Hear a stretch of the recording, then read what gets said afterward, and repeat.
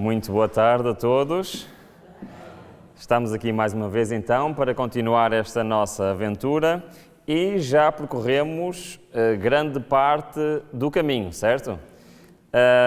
Não sei quanto a vocês, mas eu estou entusiasmado para vermos então o que é que o lugar santíssimo tem para nos ensinar.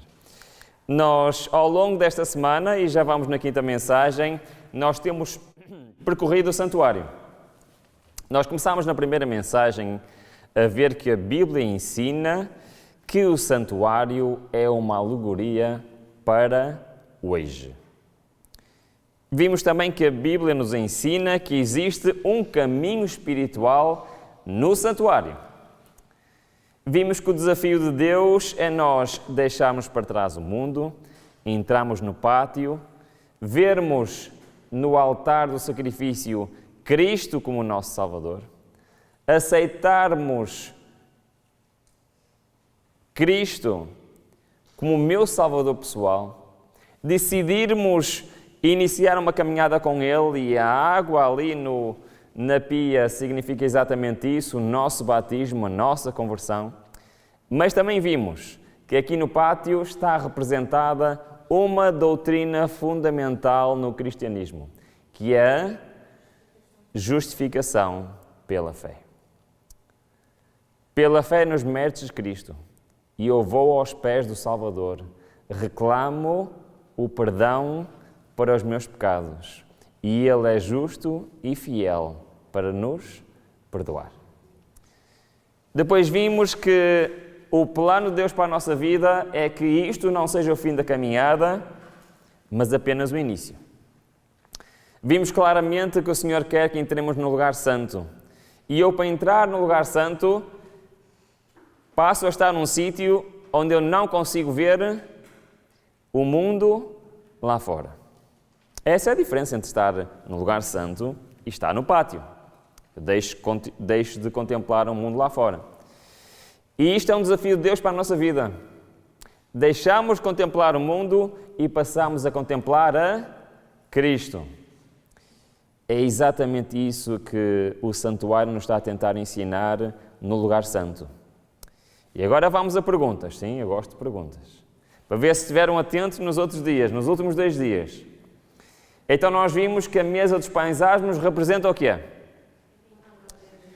O estudo da Palavra de Deus. E vimos que é o único objeto que tem outro que está ao par dele, certo? E que é o candelabro, que simboliza o quê? Que nós somos ungidos para evangelizar, para partilhar, para ser a luz do mundo. Então, o lugar santo está a nos ensinar que eu devo me alimentar de Cristo e partilhar com os outros. E depois ontem andámos um passo mais à frente e fomos ter ao incensário, que representa o quê? As orações daqueles que estão no lugar santo. E nós vimos que aquilo que Deus quer de nós é uma consagração diária a Ele. Passar tempo com Ele através da Sua Palavra, passar tempo com Ele através da oração e sermos instrumentos na Sua mão. Este é o ensino do lugar santo. E a doutrina que está aqui explicada, como é que ela se chama? Deixaram-me sozinhos agora. Chama-se santificação. Foi isto que nós vimos ou não foi? Muito bem. Então, nós vimos que isto é a solução de Deus para 2 problemas. Então, que nós temos o problema do pecado, Deus nos oferece a justificação pela fé. Temos um problema de um caráter defeituoso, Deus nos oferece a santificação pela fé. Vemos que não recebemos a justiça imputada, no outro recebemos a justiça comunicada. Ou seja, quer a justificação, ou seja, o perdão, quer a santificação, ou seja, a transformação, são pela fé. São obras 100% de Deus. Eu só tenho que deixar Deus agir. E nós vimos, para eu aceitar o perdão de Deus, que aquilo que eu tenho de fazer é simplesmente reconhecer que eu não posso perdoar os meus pecados. E tenho que ir ao Senhor reclamar, pedir: Senhor, perdoa-me, porque eu sou pecador. Então o arrependimento, a confissão, são as condições para o perdão de Deus. E vimos que na santificação existem 4 condições, lembram-se? Elas estão representadas por todos os objetos do lugar santo, pelo local. Deixar de contemplar o mundo, estudar diariamente a palavra de Deus, transmitir aos outros, ter uma vida de oração. Ou seja, Deus diz-nos: passa tempo comigo e serás mais semelhante a mim. Então o desafio do santuário é o desafio de uma vida espiritual. É o desafio de uma vida mais perto do Senhor. No entanto, e por muito estranho que possa parecer, a caminhada no caminho do santuário não termina no lugar santo. Deus tem um novo desafio para o ser humano. E eu queria vos dizer que esta é a parte mais difícil. Aquilo que nós vimos agora, até agora, culmina no desejo de Deus que cada um de nós aceitamos o desafio, um novo desafio de Deus. Bom, vamos primeiro ver o que é que simboliza. Nós já vimos, já fiz esta pergunta, mas vou fazer outra vez. Qual é o objeto no lugar santíssimo? A Arca da Aliança. O que é que tinha, qual era a principal função da Arca, o que é que tinha lá dentro, principalmente, qual era o objeto principal? Os 10 mandamentos, a lei de Deus, certo? Muito bem. Será que isto também representa a Cristo? Em Gálatas 3:17 diz que, tendo sido a aliança anteriormente confirmada por Deus em Cristo, o que é? A lei. Sim, Cristo veio confirmar a lei. Certo ou errado? Aliás, a maior prova de que a lei não pode ser anulada é que Cristo teve de vir a este mundo morrer por cada um de nós. Mas a Bíblia também lança um desafio aos seus irmãos. Reparem, se queres, porém, palavras de Jesus, entrar na vida, guarda os mandamentos. Ora, nós agora vamos entrar num assunto bastante delicado. O assunto e é a doutrina que está representada no lugar santíssimo, da obediência. Sabem que este assunto é muito delicado dentro do mundo cristão. E eu tive sempre, toda a minha vida, muitas dúvidas sobre o que é que Deus queria dizer quando dizia: obedece aos meus mandamentos. E só quando eu olhei para o santuário é que eu percebi o que é que Deus queria dizer. E hoje e amanhã eu queria que nós pudéssemos juntos estudar esta questão. O que é que o santuário nos tem a ensinar em relação à obediência?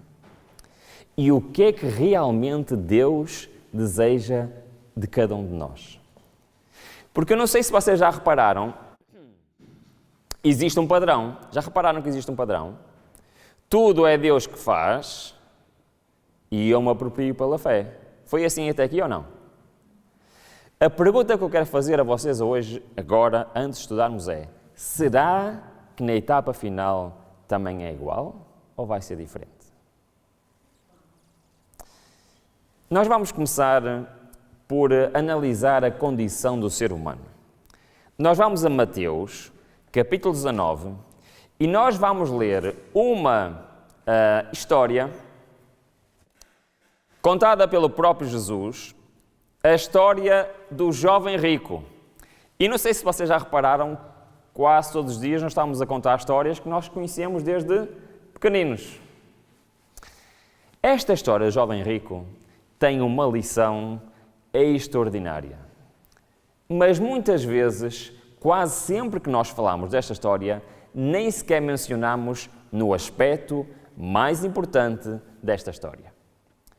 É que muitas vezes nós focamos no facto do jovem ser rico e de que é difícil para um rico confiar no Senhor, certo? Mas essa não é a moral desta história. Aliás, esta história nem tem nada a ver com o facto de ser rico ou pobre. Oh, Ruben, agora já estás a inventar, não é? Não, vamos ler com a nossa mente aberta para o que é que Cristo quer dizer. Reparem bem no que diz no capítulo 16. Aliás, antes de lermos, vamos tentar perceber uma coisa. Não sei se já repararam, mas muitas vezes Cristo vai na conversa de quem pergunta alguma coisa. Já repararam nisso? Por exemplo, nós temos o capítulo de Mateus 24, que é muito famoso, que é o resultado de uma pergunta dos discípulos. O que é que os discípulos perguntaram? Quando é que será destruído o templo e quando virá o fim do... Na mente dos discípulos, o que é que ia acontecer? O templo só ia ser destruído quando? No fim do mundo. Cristo responde ou não responde aos discípulos? Ele responde simultaneamente coisas relativas à destruição do templo e coisas relativas à segunda vinda. Mas eram assuntos iguais? Não. Mas aqueles homens não estavam preparados para compreender que a segunda vinda de Cristo e a destruição de Jerusalém eram assuntos totalmente diferentes. Então Jesus foi como que adaptando a resposta à capacidade de compreensão daquelas pessoas, certo ou errado? Agora reparem, vamos tentar pôr-nos na posição deste jovem rico, no mindset, ou seja, na mentalidade dele. E isso descobre-se muito facilmente olhando para a pergunta que ele faz no versículo 16. Ele diz assim: Ora, aproximou-se dele um homem que lhe perguntou: Mestre, que bem farei para ter a vida eterna? Quem faz uma pergunta destas acredita em quê? Na salvação pelas obras. Certo ou errado? Este homem acreditava que ele, para ser salvo, tinha que fazer alguma coisa. E que eram os méritos daquilo que ele fazia que lhe dava acesso à salvação. Certo? Foi isto que ele perguntou. Agora, reparem, acham que Cristo ensinava que nós seremos salvos por aquilo que nós fazemos ou pelas nossas obras? Não, pois não.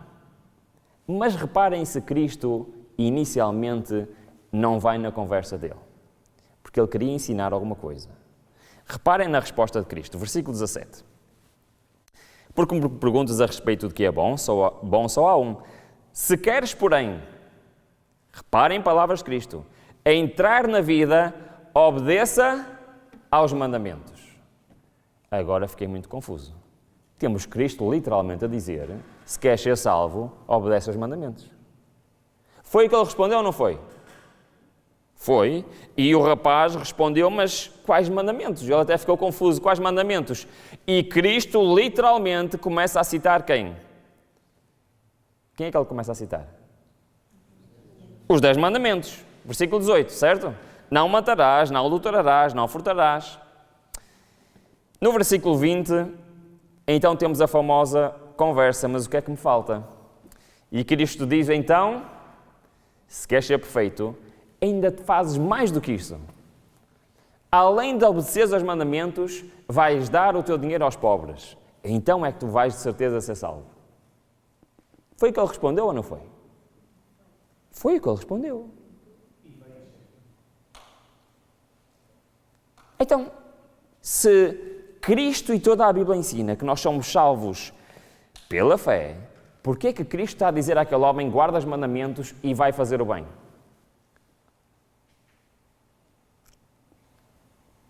Cristo estava a tentar ensinar uma lição maravilhosa aqui. Reparem bem, aquele homem foi triste embora. E os discípulos ficaram tão chocados com aquilo que aconteceu, que no versículo 25, eles perguntaram a Cristo. Os discípulos, ouvindo isto, admiraram-se muito e disseram, quem poderá então ser salvo? Foi o que eles perguntaram? que é que eles perguntaram? Bom, se vocês tiverem uma tradução moderna, isso pode-vos escapar o pormenor importante. E eles não perguntaram isso. Eles perguntaram quem poderá, então, salvar-se. Há traduções que dizem exatamente, salvar-se a si mesmo. Reparem, o que é que os discípulos estavam a perguntar? Era a mesma coisa do jovem rico ou não era? O que é que eu faço para ser salvo? O que é que os discípulos acreditavam? Salvação pelas obras. E agora sim, Cristo vai ensinar aos discípulos no versículo 26. Jesus, olhando para eles, disse: para os homens, isso é impossível.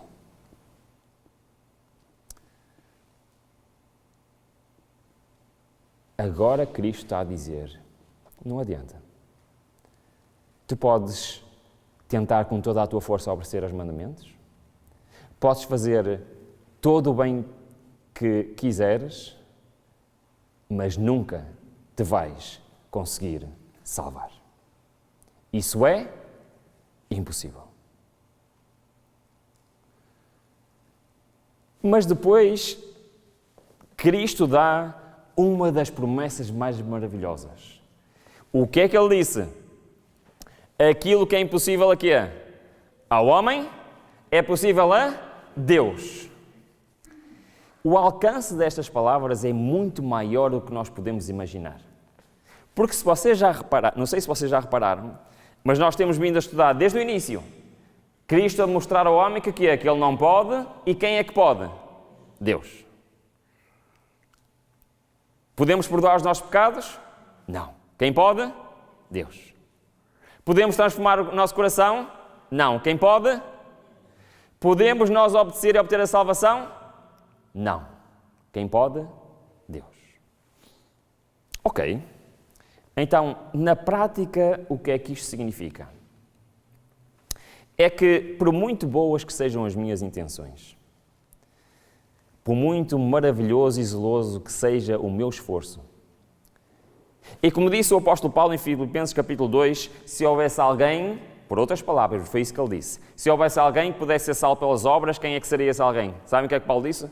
Eu. Foi literalmente o que ele disse. E eu era um fariseu completamente zeloso. Ninguém era mais dedicado do que eu. Se houvesse alguém que pudesse ser salvo pelas obras, era aquele homem. E estava no caminho da perdição. É que nós muitas vezes nos esquecemos que as nossas boas intenções, que as nossas boas obras, que as nossas justiças para Deus são trapos de imundícia. É que este versículo não está a falar daquilo que nós fazemos errado. Não está a falar da nossa iniquidade. Não está a falar dos nossos pecados. Não está a falar das nossas más intenções. Está a falar de quê? Daquilo que nós fazemos com as nossas melhores intenções. As minhas justiças são o quê? Trapos da imundícia. A minha obediência nunca vai atingir o padrão divino. Todas as nossas justiças são como trapos de imundícia. Tudo o que fazemos de nós mesmos está contaminado pelo pecado, mesmo os meus esforços para obedecer. O apóstolo Paulo, e voltamos ao nosso amigo o apóstolo Paulo, ele dizia, referindo-se a isso, pois eu sei que em mim, isto é, na minha carne, não habita bem algum. Com efeito, o querer bem está em mim, mas o efetual não está. Não sei se vocês se identificam, mas eu identifico-me com o Paulo. Pois não faço o bem que eu quero, mas o mal que não quero, esse pratico. Ora, se eu faço o que não quero, já não sou o que faço, mas o pecado que habita em mim. Mas este mesmo Paulo também ensina que existe uma saída. E essa saída, ele chama-lhe do mistério do Evangelho. Assim como o apóstolo Paulo diz que a mensagem espiritual não foi entendida no passado, mas que esse caminho seria entendido quando? Hoje. Também ele diz que aquilo que nós precisamos é descobrir qual é o mistério do Evangelho. Eu vou ler orando sempre com toda a oração e súplica no Espírito e vigiando com esta finalidade, com toda a perseverança e súplica por todos os santos e por mim, para que seja dada a palavra a fim de que eu abra a minha boca com intrepidez para fazer conhecido o quê? O mistério do Evangelho. É exatamente este mistério que nós estamos a estudar esta semana. E qual é este mistério? É eu chegar ao lugar santíssimo, mas estar acompanhado. O mistério que esteve oculto dos séculos e das gerações foi agora manifesto aos seus santos, a quem Deus quis fazer conhecer quais são as riquezas da glória deste mistério entre o gentio, que é o quê? Cristo em vós, a esperança da glória. Então, aquilo que o Paulo está a tentar dizer é que eu tenho que compreender que eu sozinho estou perdido, mas que há alguém que quer estar comigo. E ele não só quer estar comigo, mas que ela quer habitar em mim. Quem é esse alguém? Cristo. Isto é muito importante porque na história da redenção diz o seguinte, ora, reparem bem, vamos tentar perceber o que é que isto quer dizer. Os que rejeitaram a primeira mensagem não podiam ser beneficiados pela segunda, nem o foram pelo clamor da meia-noite, que deveria prepará-los para quê? Para entrarem com Jesus, pela fé, no lugar santíssimo do santuário celestial. O destino final do caminho do santuário é qual? Entrar onde? No lugar santíssimo. No entanto, eu não posso, por mim mesmo, lá entrar. Tenho que entrar com quem? Com Jesus. E pela rejeição das duas primeiras mensagens, e nós já vamos perceber amanhã o que é que isto quer dizer, está bem? E a ligação desta mensagem com as três mensagens angélicas, ficaram com o entendimento tão entorpecido que não podiam ver a luz na mensagem do terceiro anjo. Sim, porque amanhã nós vamos entender que o pátio representa a mensagem do primeiro anjo, o lugar santo representa a segunda e o lugar santíssimo representa a terceira. Não podiam ver a luz da mensagem do terceiro anjo que mostra o caminho para onde? Para o lugar santíssimo. Este é o desafio de Deus, percorremos esse caminho. O final do caminho é onde? O lugar santíssimo. O final do caminho qual é? A lei de Deus. Não é o início do caminho. Então, o que é que literalmente isto quer dizer? É que Paulo falou do nosso problema, mas também falou da solução. Orem, reparem bem a opinião que Paulo tem se Cristo estiver com ele no lugar santíssimo. Olha, vejam. Eu estou crucificado com Cristo, no entanto, eu vivo, mas não eu, e sim, Cristo vive em mim. E a vida que agora vivo na carne, vivo pela fé de Deus que me amou e assim mesmo se entregou por mim. Isto parece-vos o mesmo Paulo que lemos ao bocado. Parece-vos o mesmo? Não, pois não.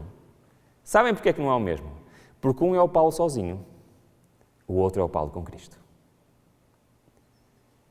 O desafio de Deus para a minha vida é que o Ruben não viva neste mundo sozinho, mas que Cristo viva nele. É o maior desafio da vida de um cristão. Ora, se isso acontecer, o que é que muda na vida de um cristão? O próprio Paulo diz, o qual nós anunciamos, admoestando a todo o homem e ensinando a todo o homem em toda a sabedoria, para que apresentemos quê? Todo o homem perfeito em Cristo. Se alguém aqui acha que nós podemos ser perfeitos, lamento desapontar.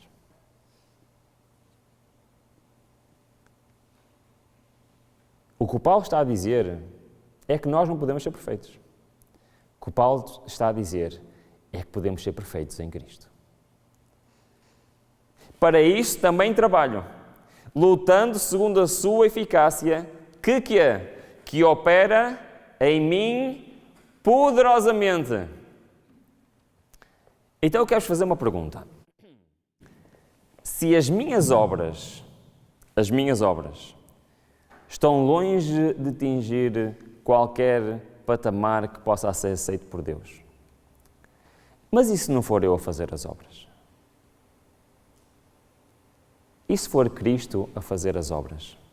Será que as obras de Cristo podem ser aceitas?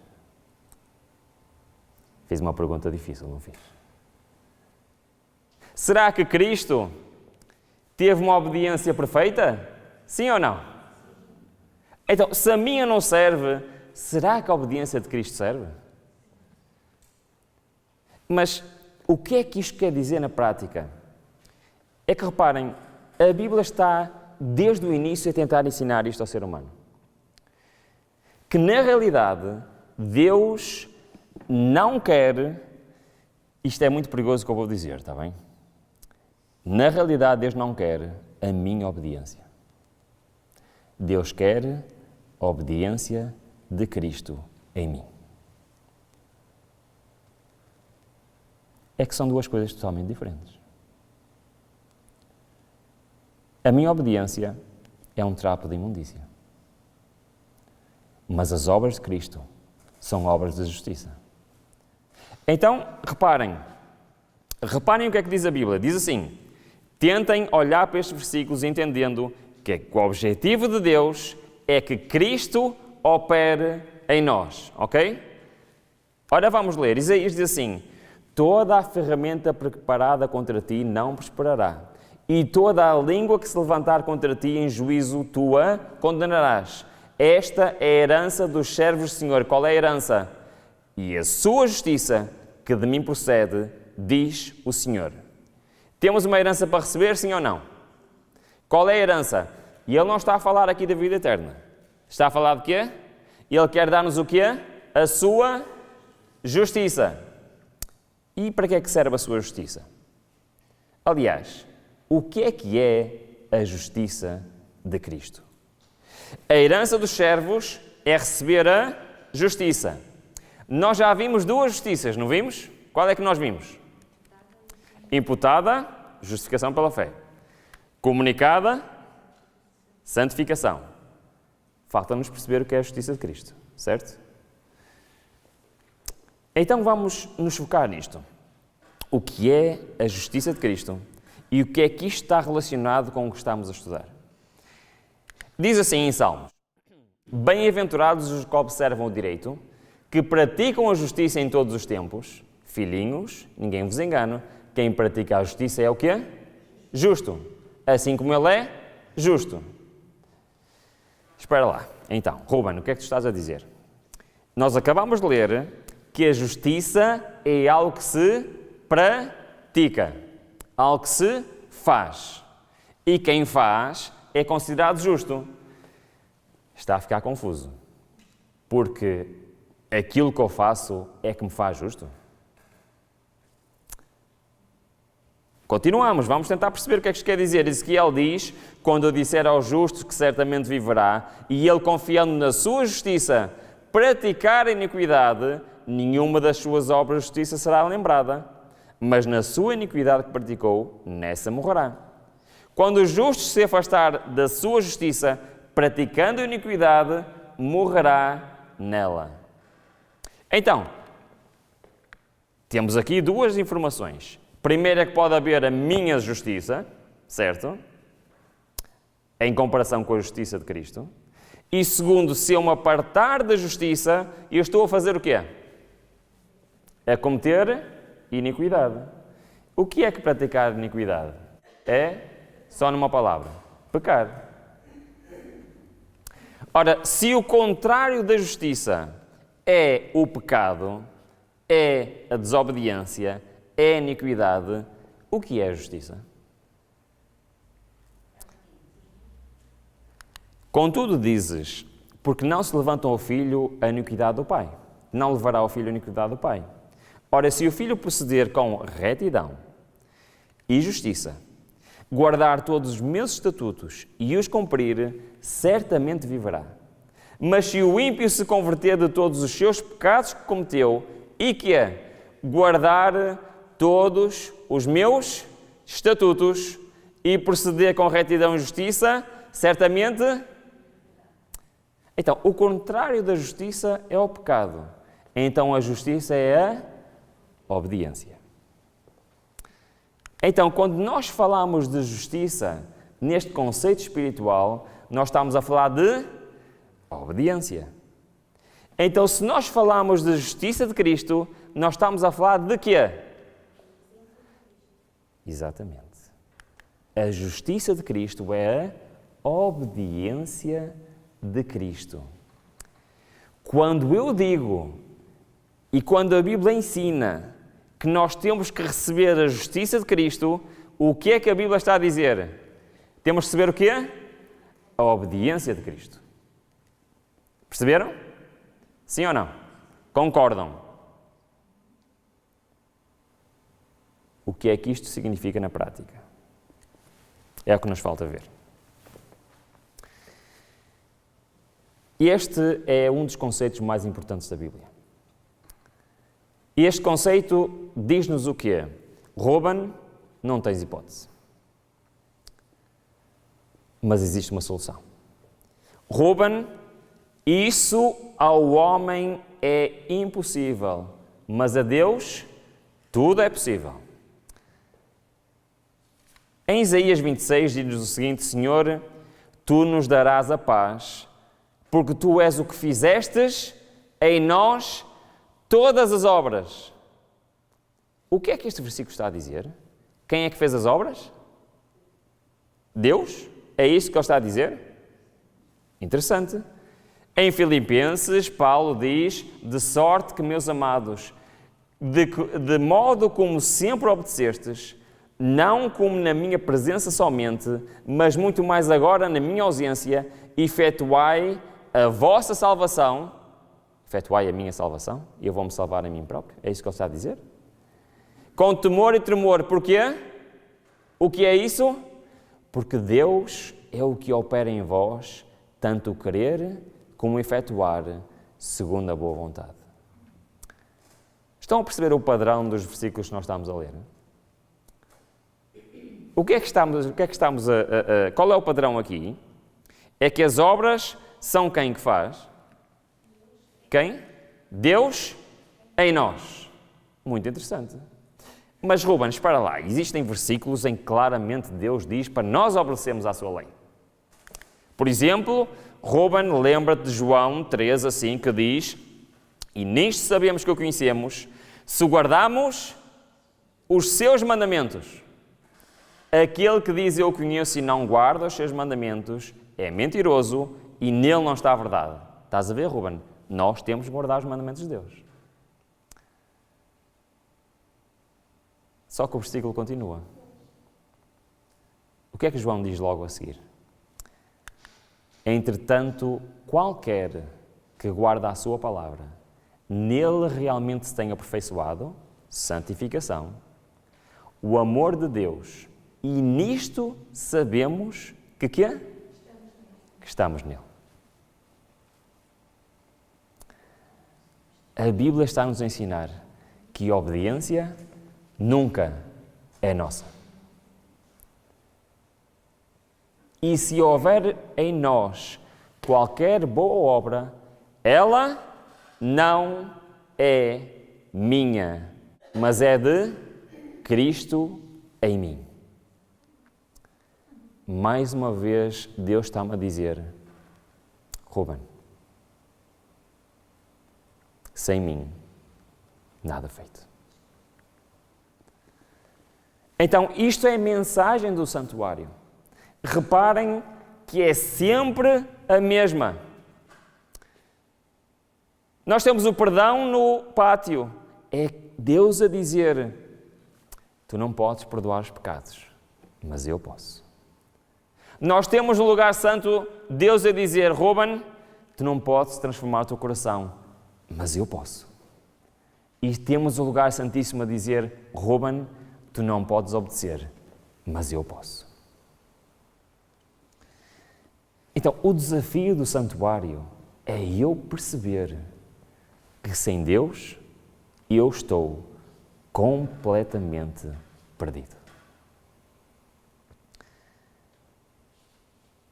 João diz que quem guarda os seus mandamentos permanece em Deus e Deus nele. Não existe obediência humana no mundo de pecadores. Mas, como é que isto se opera? O que é que quer dizer Deus estar em mim? O que é que quer dizer Cristo estar em mim? Quer dizer que nisto conhecemos que Ele permanece em nós como? Pelo Espírito que nos tem dado. Cristo está em nós, se literalmente o Espírito Santo habitar em nós. E isto é um conceito muito interessante e que a Bíblia está sempre a tentar nos ensinar. João diz que: e conhecereis a verdade, e a verdade vos libertará. Conhecem este versículo? Primeira pergunta: vai nos livrar do quê? Têm certeza? Muito bem. Mas agora, libertos do pecado e feitos servos de Deus, tendes o vosso fruto para a santificação e, por fim, vida eterna. Reparem que os conceitos estão sempre lá os mesmos. Mas a Bíblia literalmente diz que Deus nos quer nos libertar do pecado. Mas a Bíblia também nos diz como. Diz assim: ora, o Senhor é Espírito, e onde está o Espírito do Senhor, aí há liberdade. Perceberam que é exatamente o mesmo conceito? Só há liberdade se quem habitar em mim, o Espírito do Senhor. E como nós vamos ver amanhã, isso é a herança dos santos, a justiça de Cristo. Mas ora, Satanás tem uma contrafação poderosa para isto. E para nós percebermos literalmente o que isto quer dizer, eu vou fazer algumas perguntas, pode ser? Estão prontos? Sim ou não? Ok, primeira pergunta. Qual é a diferença na vida dos discípulos antes ou depois do Pentecostes? O que é que eles receberam no Pentecostes? Espírito Santo. É exatamente o que estamos a falar, certo?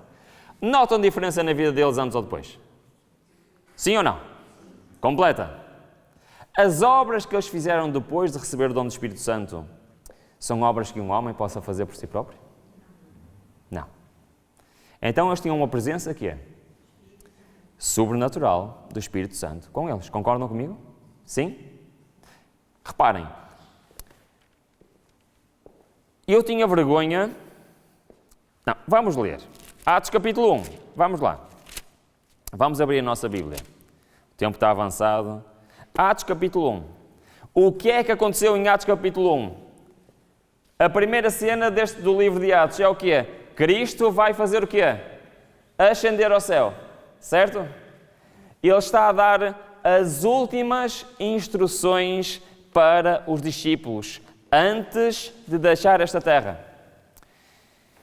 E Cristo está pronto para ascender aos céus. E a última coisa que os discípulos dizem a Cristo antes de ascender aos céus é: Senhor, estamos prontos para a missão. Senhor, queremos receber o dom do Espírito para seguir esta missão. Foi essa a última coisa que os discípulos disseram? Aquilo que os discípulos disseram, versículo 6, foi: e aqueles que se haviam reunido perguntaram: Senhor, restaurarás tu neste tempo o reino de Israel? Que tristeza, não é? A última vez que estiveram com Cristo face a face, antes de ele ascender aos céus, a última pergunta que fizeram que isto foi: bom, é agora que vais matar os romanos todos e nos libertares e vais ser o rei e eu vou ser o primeiro-ministro e o ministro das finanças? Foi literalmente o que eles perguntaram.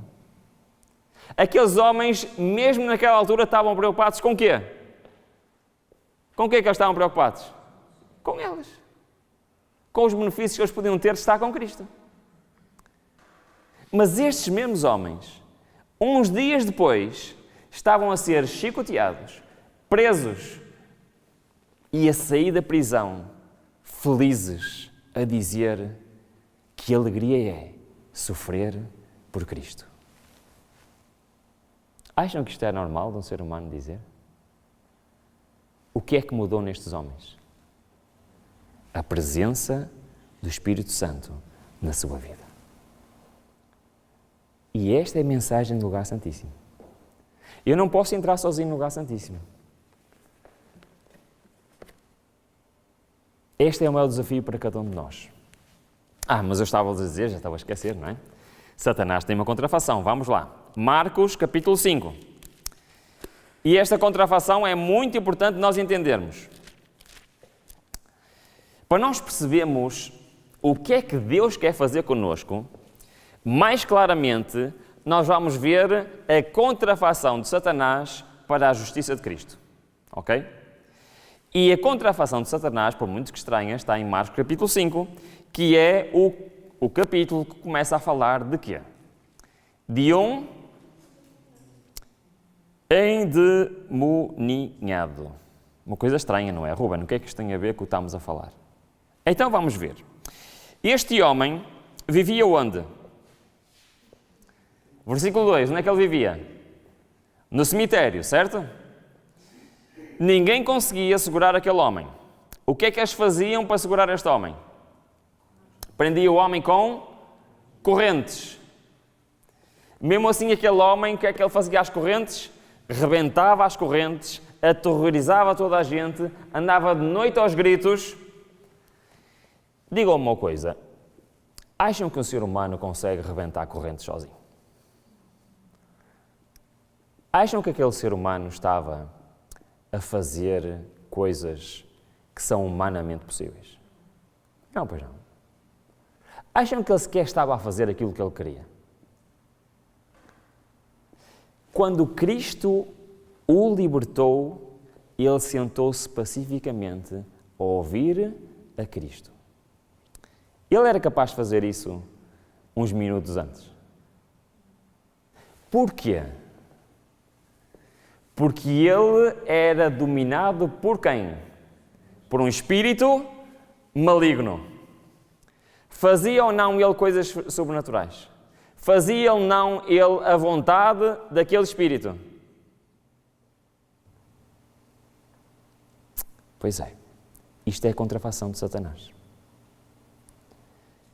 Porque aquilo que Deus quer fazer é exatamente isso. Mas não com o demónio, mas com o seu Santo Espírito. Deus quer que eu seja o templo do Espírito Santo. Deus quer que eu seja batizado não só pela água, mas pelo Espírito. Deus quer dirigir a minha vida. E Deus quer fazer em mim uma coisa sobrenatural. Sim, porque a obediência não é natural para o ser humano. Ela é sobrenatural.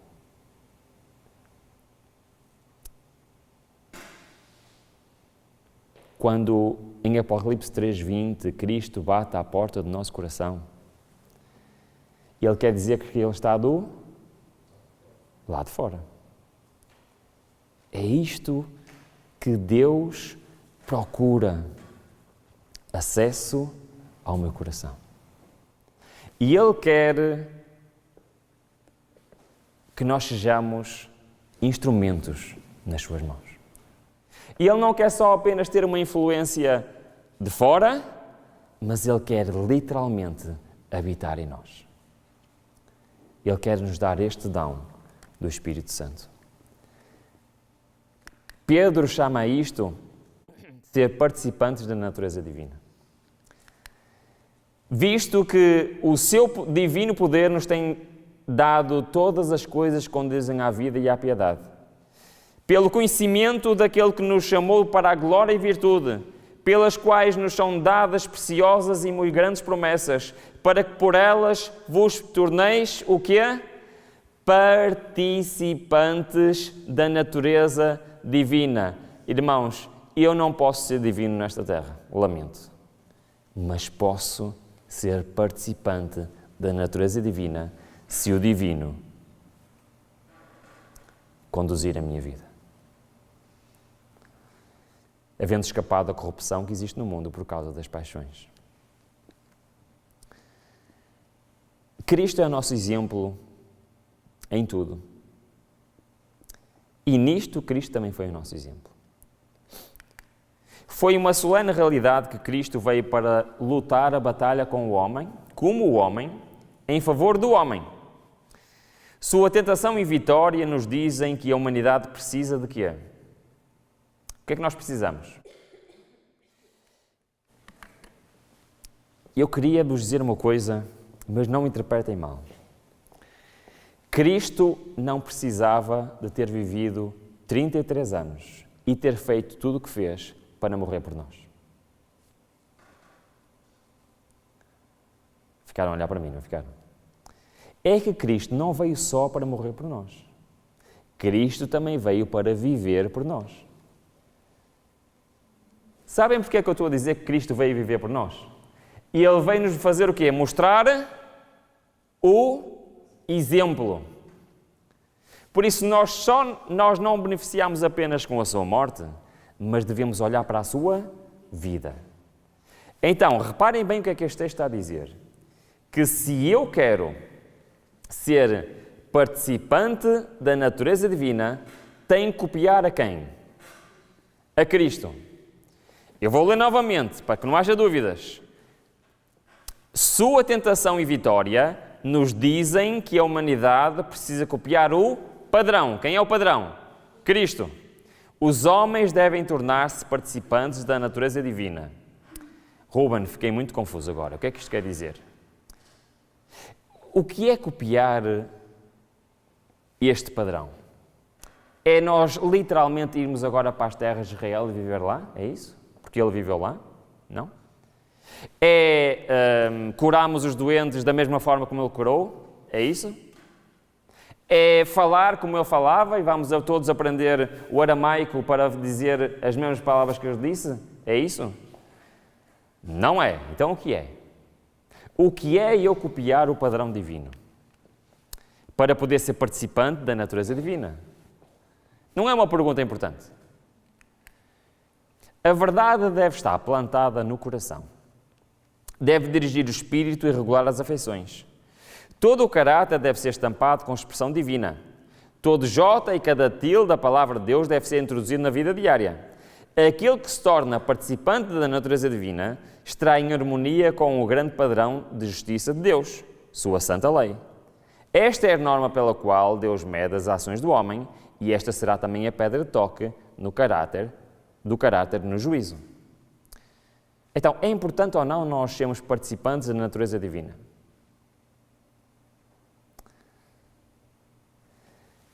Ruben, isto está a ficar complicado. Explica melhor o que é que isto quer dizer. Vamos ver. Temos 5 minutos, não é? Ainda tinha uma experiência para contar hoje. Vamos ver em 5 minutos o que é que isto quer dizer. Como posso ser participante da natureza divina? Prestem muita atenção. Não é prova conclusiva de que um homem é cristão ao manifestar ele êxtase espiritual sobre circunstâncias extraordinárias. Concordam, certo? Santidade não é arrebatamento. É uma entrega da vontade a Deus. É viver por toda a palavra que sai da boca de Deus. É fazer a vontade de nosso Pai Celestial. É confiar em Deus na provação, tanto nas trevas como na luz. É andar pela fé e não pela vista. É apoiar-se em Deus com indiscutível confiança e é descansar em seu amor.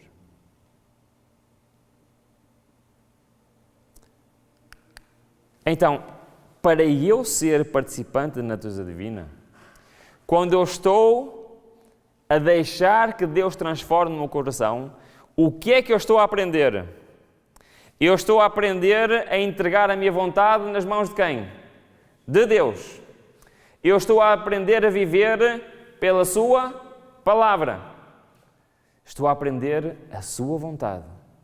Estou a aprender a confiar nele independentemente das circunstâncias.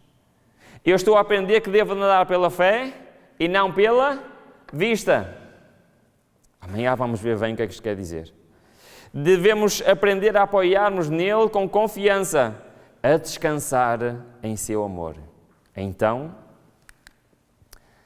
pela graça divina, é comunicado ao homem poder sobrenatural, que opera em seu espírito, coração e caráter.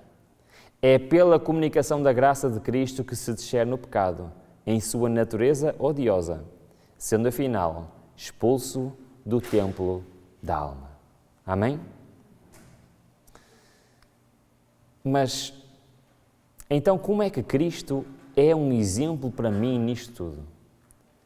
Será que Cristo fazia estas coisas?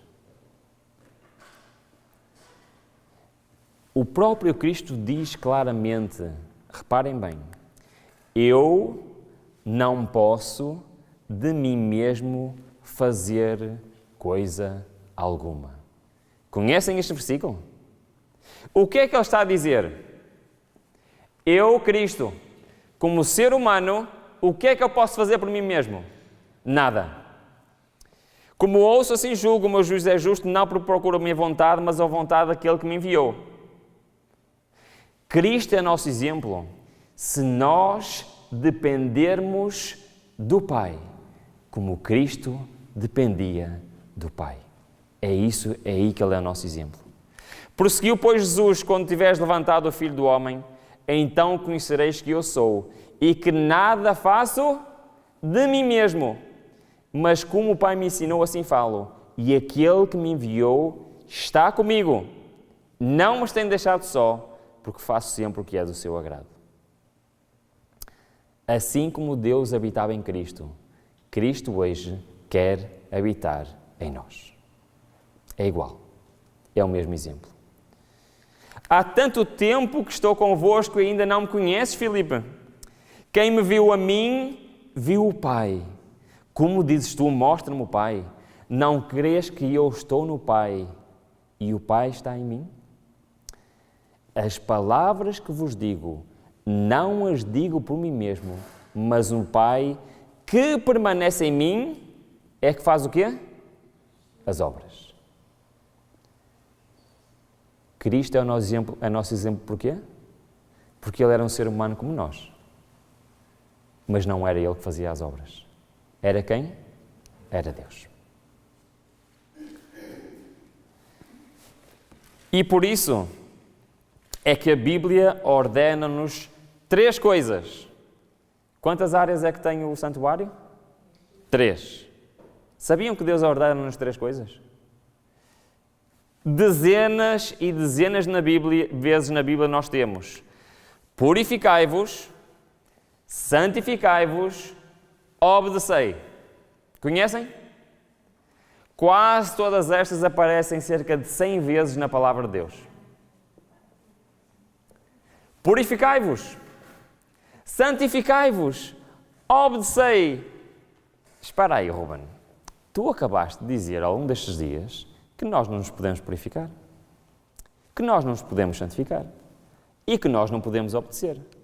Então, por que é que Deus insiste em dizer: Ruben, purifica-te, Ruben, santifica-te, Ruben, obedece? Porque Deus está-nos a tentar ensinar uma lição. Ao homem isso é impossível, mas a Deus tudo é possível. Eu não me posso purificar, eu não posso santificar, eu não posso obedecer. A mim sempre me ensinaram que a santificação servia para eu ser transformado para a obediência. Mas não é. Eu nunca vou obedecer ao Senhor, porque eu não tenho essa capacidade.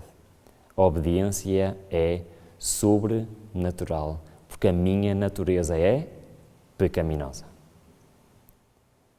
E Deus está-me a dizer que em tudo eu dependo dele. A única solução é eu pegar na minha vida e colocar nas mãos do Senhor. Porque é Ele que me pode purificar. É Ele que me pode obedecer. E é Ele que me pode santificar. E é Ele que pode obedecer em mim. Então, o padrão mantém-se ao longo do caminho do santuário. A justificação é o perdão. A santificação é a transformação. A justiça é a obediência. Todas elas são pela fé. E todas elas são Deus a dar-me a sua justiça.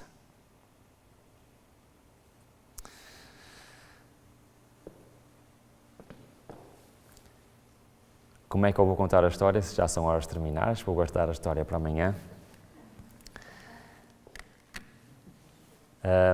Dão-me mais 10 minutos extra? Sim, tenho certeza que está mesmo na hora de terminar. Irmãos, eu hoje quero-vos contar o dia mais difícil da minha vida. Não sei se lembram, mas eu disse-vos que estive 4 anos a orar ao Senhor para Ele mostrar o que é que eu tinha que fazer, lembram-se? E o Senhor mostrou-me aqueles textos que nós lemos ontem, para mostrar exatamente qual é a nossa parte no meio de tudo isto. Mas essa oração começou por causa do que aconteceu no dia 19 de julho de 2017. No dia antes de nascer a minha filha. Sabem que eu já vos disse que tenho dificuldade em partilhar o meu testemunho pessoal, não é? Mas eu quero vos dizer que aquele evento mudou para sempre a minha perspectiva como cristão. Aliás, este seminário que estamos a fazer esta semana é um resultado do que aconteceu neste dia.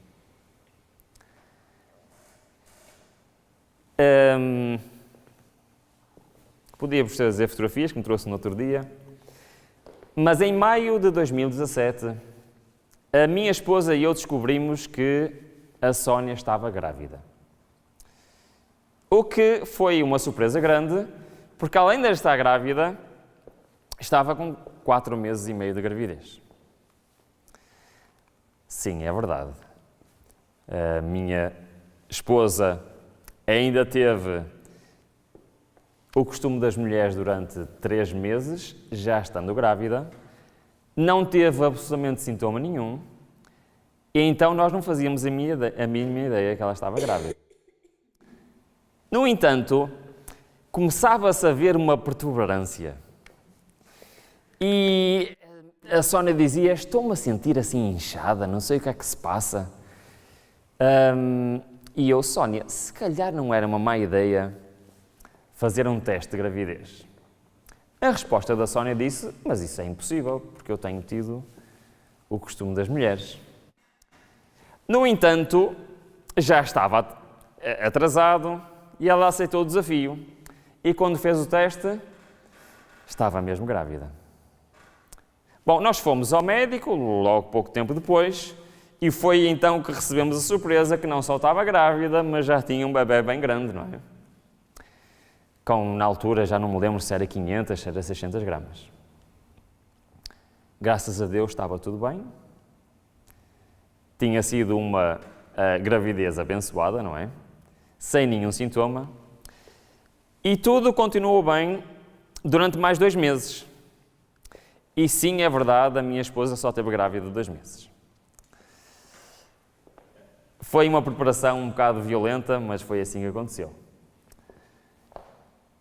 Mas no dia 17 de julho, às 5 da manhã, a minha esposa acorda com um sangramento. Ora, um sangramento numa grávida normalmente não é bom sinal. Naquela altura, pegou no telefone, telefonou à médica às 5 da manhã e a médica atendeu. Por coincidência, às 8h30 da manhã, nós tínhamos uma consulta com essa médica. E a médica disse, bom, mas parou o sangramento? Sim, parou. Então, acho que é seguro esperarmos até às 8h30, quando chegar às 8h30 vem cá. E assim foi, fomos ao hospital, Santa Maria da Feira, às 8h30, chegámos lá, e quando a Sónia mostrou a fotografia do sangramento, a médica ficou bastante preocupada. E a Sónia foi imediatamente para as urgências, de onde não saiu mais. Chegou lá às urgências e havia um grande problema, que era, precisamente naquele dia, era greve dos enfermeiros. Então não era possível ela permanecer lá naquela noite e passaram todo o dia a tentar arranjar um local onde ela ficar. Mas durante aquele dia, irmãos, e eu nunca esperei assistir às cenas tão estranhas que eu assisti.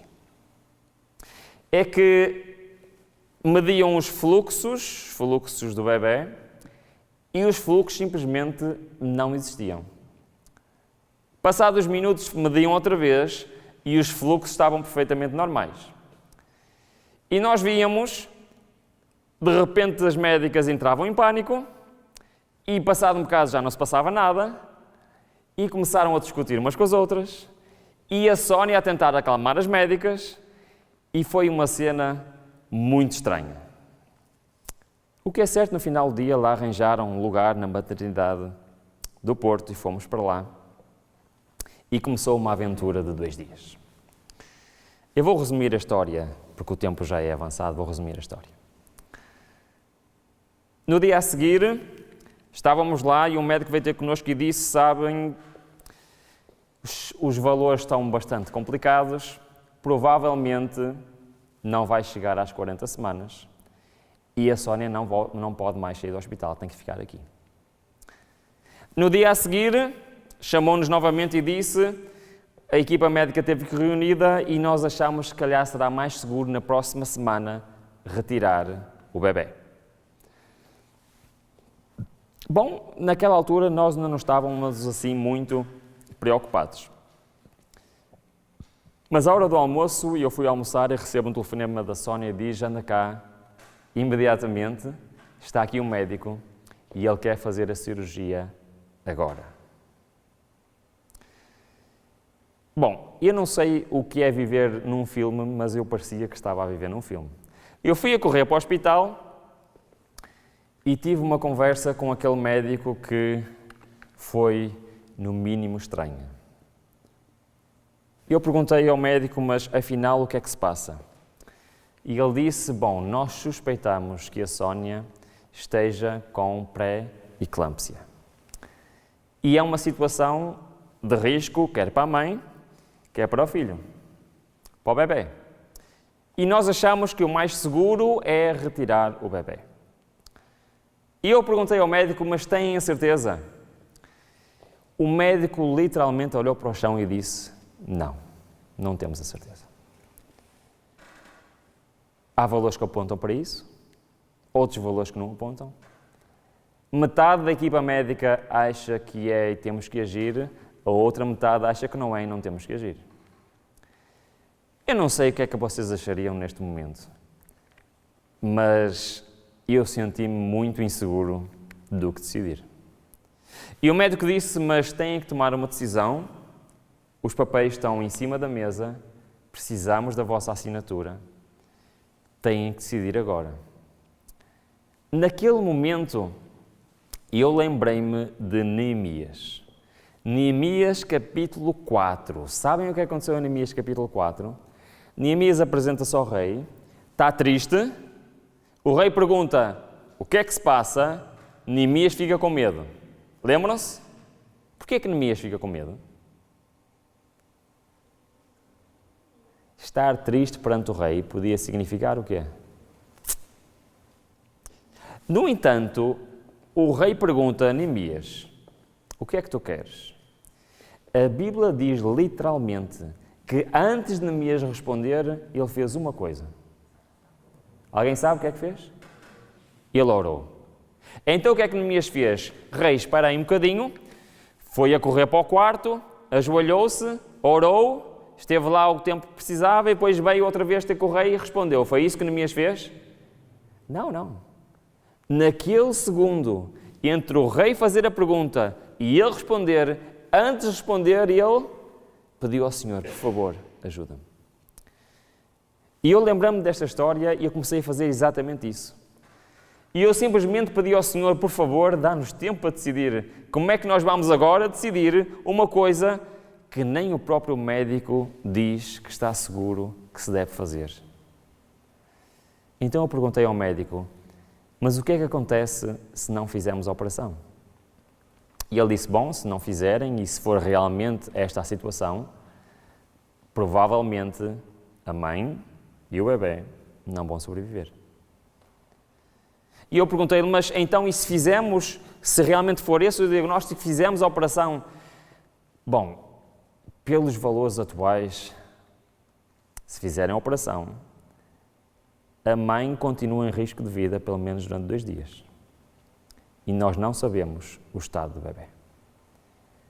O que nós sabemos é que o bebê já não cresce há várias semanas, está 50% abaixo do que devia de estar e pode ter problemas de desenvolvimento. Como se toma uma decisão destas? Então, eu continuava a pedir ao Senhor, por favor, dá-nos tempo. Entretanto, o médico já saiu da sala e disse, preciso agora de uma resposta. E entra uma enfermeira para medir os valores da Sónia. E a enfermeira olha para nós e diz-nos, posso dar uma sugestão? E eu, claro que pode dar uma sugestão. Sabem, já é da parte da tarde. Prepara e não prepara o bloco operatório. Prepara e não prepara a sua esposa. Entretanto, vai chegar a hora da mudança de turno. A equipa da noite é metade da equipa de dia. É bem mais perigoso fazer a cirurgia com a equipa da noite do que a equipa de dia. E eu recomendo que adiem até amanhã de manhã. Deus tinha acabado de me responder. E eu disse, claro que sim. E a enfermeira disse, não se preocupem de nada, eu trato de tudo, vou falar com os médicos e fica marcada para amanhã. E assim foi. Bom, nós juntámos-nos, orámos juntos e combinamos. Ruben vai para casa. Precisamos saber qual é a vontade de Deus. E eu quero-vos dizer que eu fui para casa, abri a minha Bíblia no livro de Filipenses, o meu segundo livro mais preferido, no capítulo 4. Eu queria que abrissem em Filipenses capítulo 4. E eu abri num versículo que me levou a ter a maior luta com Deus da minha vida. Porque Filipenses capítulo 4, Paulo diz-nos no versículo 6 algo muito difícil. Eu quero vos dizer que a Bíblia apresenta conceitos que muitos deles são fáceis de entender, mas muito difíceis de pôr em prática. E no capítulo 6 diz assim, no versículo 6 diz assim, não, o que é que diz na vossa Bíblia? Andeis ansiosos por coisa alguma. E eu posei a minha Bíblia e disse ao Senhor, Senhor, isto é impossível. Como é que eu não posso estar, neste momento, preocupado ou ansioso? Reparem o que é que Deus me foi trazer naquela noite. Não podia ter trazido um versículo mais animador? Como não temas, estarei contigo? Não. O versículo que Deus trouxe foi, não existe nenhum motivo para estar preocupado. E eu comecei a lutar com Deus. Eu disse, Senhor, como é que eu posso acreditar que isto é verdade? Mas o problema é que o versículo não termina aqui. O que é que o versículo diz? Diz assim, Mas em tudo, pela oração, 1. 2. Pela súplica, 3. Ações de graças. O que é que diz? Sejam as vossas petições conhecidas diante de Deus. Após vários momentos de luta, eu disse a Deus, ok, vamos lá tentar perceber como é que isto funciona. Então eu comecei a lutar com o Senhor e disse, Senhor, por favor, mostra-nos o caminho. Como é que eu posso decidir por uma cirurgia se nem os próprios médicos acham e sabem de certeza o que é que se passa? Se quer a cirurgia, quer a não cirurgia, pode resultar na morte da minha esposa e do bebê que lá está dentro. Então eu comecei a orar. E comecei a suplicar. E comecei a lutar com o Senhor. E parava de orar e lia o versículo outra vez. E voltava a orar e voltava a ler o versículo. Até que cheguei aqui à parte onde diz, com ações de graças. E eu aceitei o desafio do Senhor. E comecei a agradecer ao Senhor pela sua resposta. Quando eu fiz isso, irmãos, o Senhor disse-me, faz a cirurgia.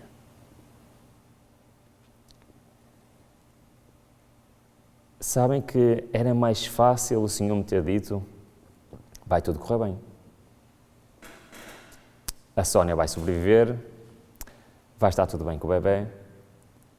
Mas Deus apenas me disse o que é. A opção certa é fazer a cirurgia. Mas por mais estranho que possa parecer, irmãos, foi um dos maiores milagres da minha vida. Porque eu não fazia a mínima ideia o que ia acontecer. Eu não sabia se a minha esposa ia sobreviver.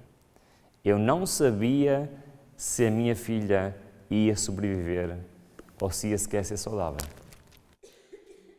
Mas eu sabia que estávamos a fazer a vontade do Senhor. E o milagre vem descrito no versículo seguinte. Isto foi o que eu senti. E a paz de Deus, que excede todo o entendimento, guardará o vosso coração e a vossa mente em Cristo Jesus. E eu dormi aquela noite perfeitamente em paz. Eu pensava que nem sequer ia dormir aquela noite, como devem calcular. Antes de dormir, escrevi à minha esposa a dizer, Deus já me respondeu. É para avançar. Amanhã eu vou contar o resto da história. O que é que aconteceu. Porque o milagre de Deus não terminou aqui. Mas naquela noite eu percebi que não interessa onde nós estamos. Não interessa o que é que está a acontecer. Não interessa qual é o desfecho. A única coisa que interessa é se Deus está no comando. E a partir desse dia, a minha luta com o Senhor é, por favor, Senhor, assume o teu comando. Que Deus nos abençoe.